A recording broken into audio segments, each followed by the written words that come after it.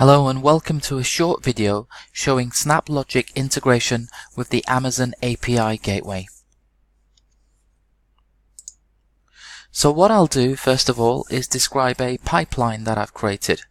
So what this is doing is it's integrating SAP with Workday.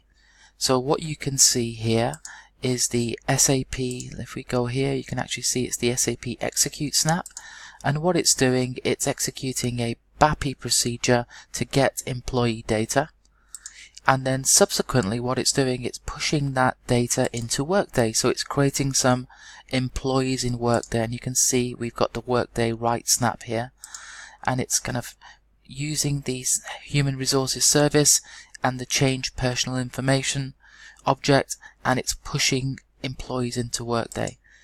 Now, as another kind of side effect of that employee push, what I've done is that I've copied the output, and I'm also writing to Amazon Redshift, writing to Postgres, sending an SMS of the new employees, and then also sending an email, just to show you how straightforward it is to build very complex pipelines using Snaplogic. So let's first of all run this pipeline. So if we just revalidate this pipeline, then what you'll see is the data flowing through Snaplogic and subsequently validating that pipeline.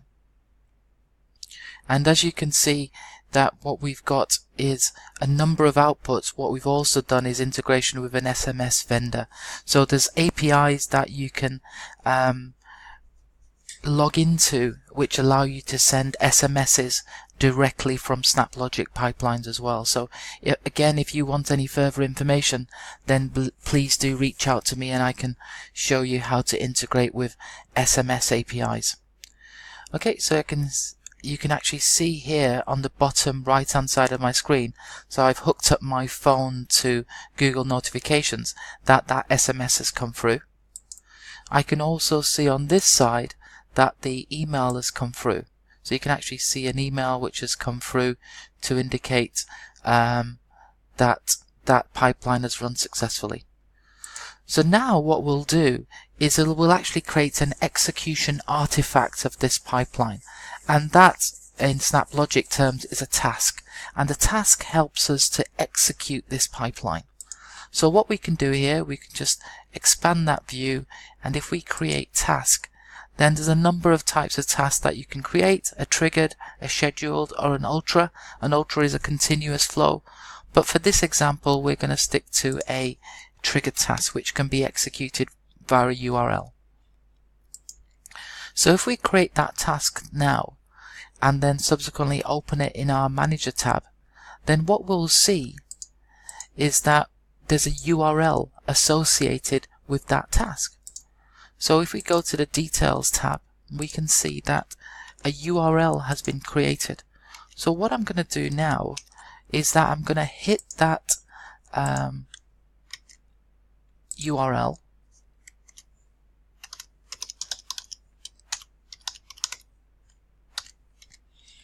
with the bearer token that's been provided, and what that should do is actually execute that task in Snaplogic. So if we go back to our dashboard, then what you'll see is that previous to this, so this, at the moment it's 1542. So at the moment what actually happened is I tested this pipeline about half an hour ago, and you can see that it's just been run again. So 1541:52, it's just been run, and you can see that the SMS has been generated, and if I go back to my email, then a second email was come through 0 minutes ago. So it's executed that pipeline, and I can see the execution stats of that pipeline directly within Snaplogic. So if I go to here, you can see the memory usage for each point of that pipeline, including the SAP read. So very straightforward to not only execute the pipelines using a URL, but also monitor the execution in terms of find out how long things took. So now we're going to utilize this URL that's been generated in the task and link it up to the API gateway. So if I just put that into my clipboard and go to Amazon's API gateway. So let's get started with this. So we're going to create a new API. I'm going to call that Snaplogic API. I'm going to create a method, and let's create a REST get.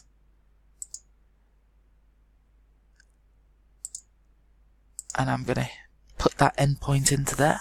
So if I do save now, what should happen is that it should allow me to test.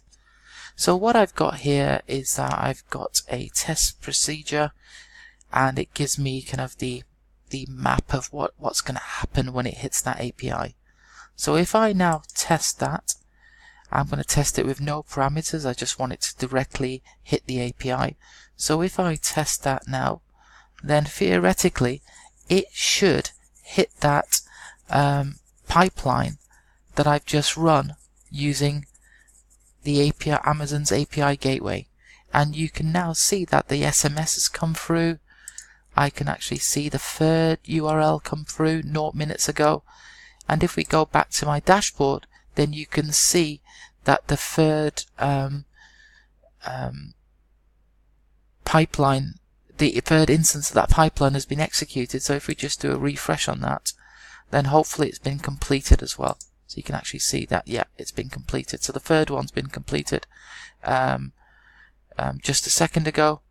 So if we go back to the API gateway, you can actually see that it was given a status 200 and subsequently gives you an understanding of what the latency was in running that activity as well. And it gives you the logs, which is really neat. Now if I click back on the method get, you can actually see the API again with the API key not required. Now I don't profess to be an expert at the Amazon API gateway because I've just started using it today, but you can see that the whole general wrapper functionality available in Amazon API gateway to wrap a Snaplogic URL is really quite straightforward because I've done it already. Now if you wanted to kind of, obviously there's lots of functionality that you can add here, but one of the things that I found pretty useful as well was the usage plans.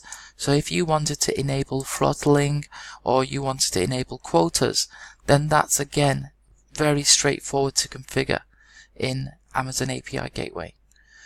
So hopefully shows you a really quick overview of the integration point between Snaplogic and the Amazon API gateway.